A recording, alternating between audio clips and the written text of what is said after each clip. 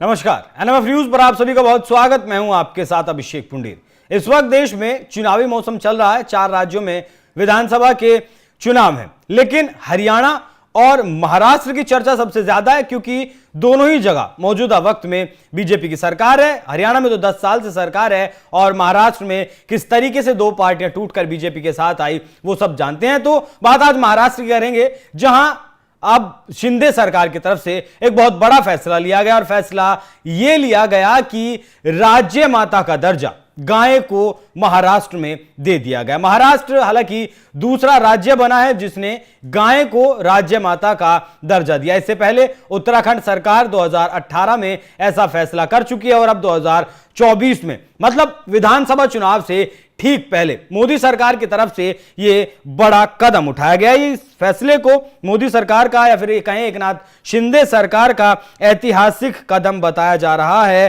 राजमाता घोषित करने वाला दूसरा कानून, दूसरा राज्य यह बन गया है। फिलहाल महाराष्ट्र सरकार के आदेश में गाय के महत्व को और भी मतलब जो विस्तार से समझाया गया है। आयुर्वेदिक चिकित्सा पद्धति और पंचगव्य उपचार में गाय का योगदान अनमोल माना गया।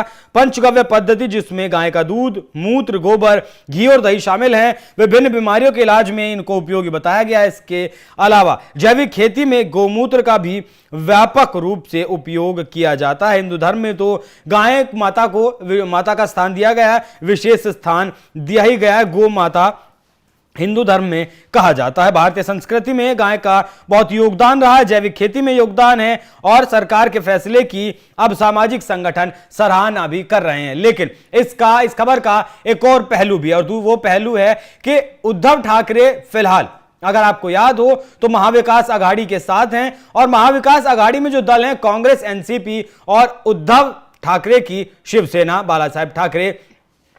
इससे पहले उद्धव ठाकरे की तरफ से कहा गया था कि आप मुख्यमंत्री पद का चेहरा घोषित कर दीजिए पहले, उसके बाद चुनाव में जाएं। लेकिन जो कांग्रेस और एनसीपी है, शरद पवार की पार्टी, उन्होंने इस बात से इनकार कर दिया था कि किसी को भी मुख्यमंत्री पद का चेहरा नहीं बनाया जाएगा। उद्धव ठाकरे का ऐसा मानना है कि उद्धव ठाकरे के अलावा महाविकास आघाड़ी के पास कोई मुख्यमंत्री पद का चेहरा नहीं है। हालांकि कांग्रेस पार्टी का कहना है कि इस बार अगर सरकार बनती है महाविकास आघाड़ी की तो मुख्यमंत्री तो कांग्रेस पार्टी का ही होगा।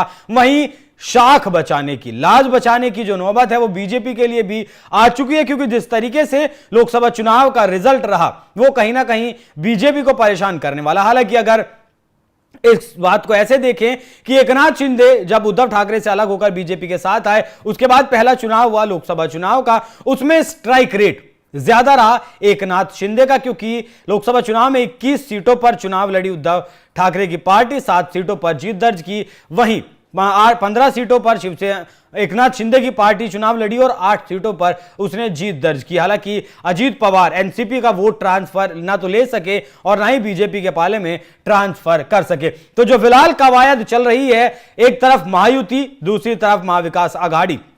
महाविकास आघाड़ी में कांग्रेस, एनसीपी शरद पवार और उद्धव ठाकरे की शिवसेना। वहीं महायुति की अगर बात करें तो अजीत पवार की पार्टी और दूसरा आपका एकनाथ शिंदे की शिवसेना और बीजेपी इसमें सबसे बड़ा दल है। तो बीजेपी के पास सरकार बचाने की बीजेपी कोशिश कर रही है। बीजेपी ऐसा चाहती है कि एक बार और यहां इस बार भी बीजेपी की सरकार बने, लेकिन जो जमीन से आंकड़े निकलकर सामने आ रहे थे वो कहीं ना कहीं बीजेपी को डराने वाले थे और मोदी के इस कदम को उद्धव ठाकरे जिस तरीके से अब लगातार तुष्टीकरण की राजनीति कर रहे हैं, उसके ऊपर यह आघात बताया जा रही है। पलटवार प्रधानमंत्री मोदी की तरफ से यह बताया जा रहा है कि मुस्लिम तुष्टीकरण की राजनीति अपने बाला साहेब ठाकरे के पद चिन्हों को भुलाकर जिस तरीके से उद्धव ठाकरे राजनीति कर रहे हैं, उसके कहीं ना कहीं इसे जोड़कर देखा जा रहा है कि एक तरफ तुष्टीकरण करने वाली पार्टी है तो दूसरी तरफ गाय को गौ माता का दर्जा देने वाली पार्टी, राज्य माता का दर्जा देने वाली पार्टी और ठोस हिंदुत्व की पार्टी है बीजेपी शिवसेना। ऐसा संदेश हो सकता है इस आदेश से दिया गया। बाकी इस पूरी खबर पर क्या है आपकी राय, कमेंट कर हमें जरूर बताएं। नमस्कार।